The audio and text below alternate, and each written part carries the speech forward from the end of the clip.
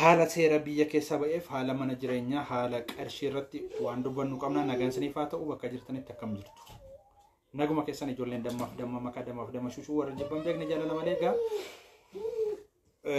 waan xiqqoo komentii argineerra haala biyya keessa jiru ilaalcha namootaas immoo namoota tokko komentii isaanis dhaggeeffachaa jira ilaalaa jira jechuudha gidduu kana ijoolleen baay'ee quuqamanii jiru jechuudha. Waan biyya keessa gaaffii kan itti ta'ee jira jechuudha. Quuqama guddaa keessa jiru gaaffii guddaa keessa jiru warreen keenya jechuudha taataarii ciccimtuu qaqqaadhiidha jechuudha. Warri cimanii lafa bitatan jiru warri mana ijaarratan jiru warri konkolaataa qaban jiru namni yeroo jiraannu akkuma mataa keenyaa miti namni expand waan babal'aa namoonni qaban jiru plastic kan qaban jiru mana supermarketii adda addaa kan qaban jiru ijoolleen biyya alaatii dhufanii gara biyya arabaa gara kanaadaa gara ameerikaatii dhufanii jechuudha plastic keessan jiraatan jiranii warri riivoo ofan jiru warri V8 qaban illee jiru jechuudha warri ciccimoon ta'u warri Duubaay kan turan umuriidhaanis gurguddaa kan ta'an dubbiin kunii fi dubbiin seerri amma ba'e waliin argatu ishee kana jala mureen sinitti maal ishee kana akkanaa qabataniin barbaada dubbiin seerri amma ba'ee fi qabeenyi dhuunfaa waliin argatu kan akkanaa qabataniin barbaada nam tokko Duubaay waggaa 15 waggaa 20 dura hojjetee dhufe jechuudha naannoo CMC jechuun magaalaa Finfinnee keessa boolee kifla katamaa keessa jira lafa bitate yericha lafti meeqa sanatti fakkaate waggaa 10 dura lafti birrii 40,000 50,000 hin argamu yericha kaartaan akkamatti hin baane jechuudha yeroo ammaa meeqa sanatti fakkaate miliyoona 15 miliyoona 16 lafti sun namichi yeroo sana naannoo sana lafa qabate yeroo ammaa kaartaatti baate miliyoona 15 miliyoona 16 hin gurguratu yeroo gurguratu namichi kun eessaa ka'e lafa sana gurgurate ka'e mootummaan ikkoo kana baag godhe ilaala kana akkanaa bartan hin barbaada waggaa 15 irraa 40,000 lafaati bittee lafa kaawwatte yeroo ammaa kana immoo yeroo gurguratu miliyoona 40 miliyoona 15 miliyoona 16 150 kaareen illee jechuudha kaareen dhibba immoo oluma dabalaa deema kaaree 300 400 immoo birriin naannoo magaalaa Finfinneetti baay'ee birriin isaa guddaa ta'a fakkeenyaaf asuma namoonni naannoo xaafootti sanitti mane xaafoon birriin 20,000 kan bitame jira 2000 bara 2008 2009 egaa sin umurii keenyadha kun taarikii miti amma garuu yoo dhaqxan naannoo xaafoo miliyoona 5 miliyoona 6 shamarran yeroo sana bitatan biyya akka agaaxamii umurii ijoollummaadhaan biyya arabaa dhaqanii ji'a 5 ji'a 6 keessatti birrichis yeroo akka salphaatti hin argamu akka irraa miti birriin suni xiqqaa kaffalamaa fi yericha mitire xiqqaa kaffalama amma birrii guddaa sinii kaffalama amma waggaa tokko keessatti lafa xaafoo fa'ii bitatu naannoo sulultaa fa'ii bitatu sabbata fa'ii bitatu lafichi sun irra meeqa galeera sanatti fakkaata miliyoona 6 galeera mootummaan ishee kana orderiidhaan daataa qaba qabaleetis hin qaba waradaatis hin qaba aanaarraas hin qaba kana akkasitti akkanaa fudhattan hin barbaada ani lafan qaba ani maallaqan qaba ani maalin qabatani akka ujimbirii keessa akkan seenne of eeggachuun barbaachisaadha seerri ba'aa jiruu fi namni qabeenya qabu ani lafti koo akkamtaa manni koo akkamtaa jireenyi koo akkamtaa jettanii ofiisin shororkeessina mootummaas immoo shororkeessina kana jala muraatii bara ammallee taanaan maallaqa keessan investii godha birrii maallaqa qabaannaan sinitti meedhani waggaa 9 waggaa 10 biyya arabaa teessanii birrii baankii axxaraaqamu tokko kan waggaa 9 baankii dhaqaba jettee homaa rakkoon qabu homaa rakkoon qabu maallaqa waggaa 9 nan qaba baankiidhaan kan jette bolettiin keenya maallaqa namni siilaa tokko jiru maallaqa waggaa 9 kaa'uu keerra garuu asirratti waan itti shawadamte waggaa 2-3 dura otoo lafa bitattee ta'e har'a maallaqni sun ixifii 20 taatu yoo baay'ate maallaqa waggaa 9 jetti miliyoona tokko yoo keessa miliyoona 9 qabdamu waggaatti miliyoona tokko yoo keessa miliyoona tokko yoo cimte yoo keessa lafa kaaree 200 otoo bitattee ta'e waggaa 3 arfan kana dura miliyoona 2 yeroo otoo bitattee ta'e har'a miliyoona 18 miliyoona 20 lafti naannoo Finfinneetti jechuudha asuma naannoo xaafoodha ammoo waggaa 2 kana miliyoona 200 bittee ta'e har'a miliyoona 5 miliyoona 6 asirratti biltii ta'uu sanarra jira gamna mootummaan koo hojjedhaa jechaa jira hojjedhaa jechaa jira isa biyya keessaa mootummaan amma karaa fedhasaa biyya alatti ergee akka uummanni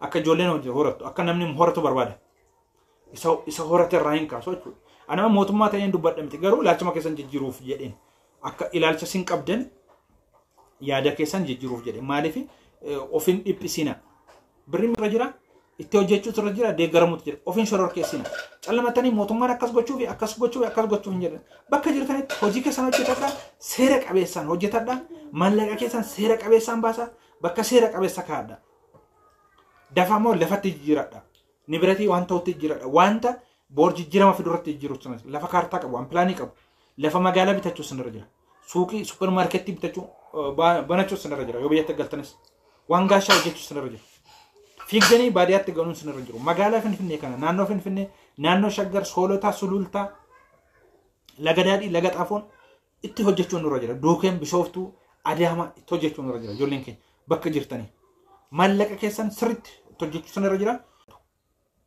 ofiisin dhiphisinaa maatii keessan isin dhiphisinaa saba keessan isin dhiphisinaa jechuudha. Gaaffii tokko osuma irratti deebisinaaf. Viidiyoo sana jalatti komentii barreeffamedha. Mana nyaataa guddaa banachuun barbaadaa jette. Kanaafuu mana nyaataa guddaa tokko banachuun barbaada waan ta'eef qarshii haga meeqaatti na fixuu danda'a? Yookaas qarshii amma meeqaatti na gaafachuu danda'a? Miiliyoona tokko. Akkatiin deebisamaa jira deebiin akkanatti deebisamuu bara. Amma fakkeenyaaf as naannoo nuyi jiru naannoo Koyyetti jechuudha.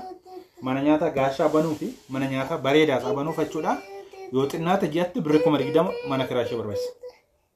Iddoo iddoodhaan akka magaalaan. Koyyen garaagarummaa jira waan ta'eef manumti kiraayinuu garaagara waan ta'eef sagala amma iddoo keenyatti sitti mane naannoo keenyatti. Naannoo Koyyetti amma yoo xinnaate 20,000 ji'an kondominiyeemii jala nan takarayyaa sirriitti sirriitti godheen hojjedha yoo ta'e 20,000 isa barbaachisa jechuudha. Ji'aan 20,000 hanji ajaa kaffalta dursite walii galtee gochuuf hanji ajaa yeroo kaffaltu 120 ji'a sadii kaffaluu hin dandeessu. Walii galteen ji'a ajaa garuu kan ji'a sadii kaffaluu hin dandeessu. Dandeessi garuu anuma ji'a ajaa kaffalettee yaade. No nam tokko amma rakkisaadha. Waggaa lamaaf waan mallattaa'uu fi namni akka salphaatti hin turaan jiru. Hanji ajaa kaffalta 120 ta'a. Egaa wanti jira barraadiin kun jira maashiniin adda addaa jira wanta baay'eetu jira mana keessa. Wacii sana gara 200 barbaachisa yoo xinnaate. Maashiniin shayii buusuun ni barbaachisa. Kitchen cabinetiin adda addaa wanti lalaxafamu decoration adda addaan jira. Isaaf jechuudha yoo xinnaate 200 baaf. 200 maa xinnaadha. Waan decoration gootuun qabdu. Firiijii tokkoon bittaa lama sadii yoo bitte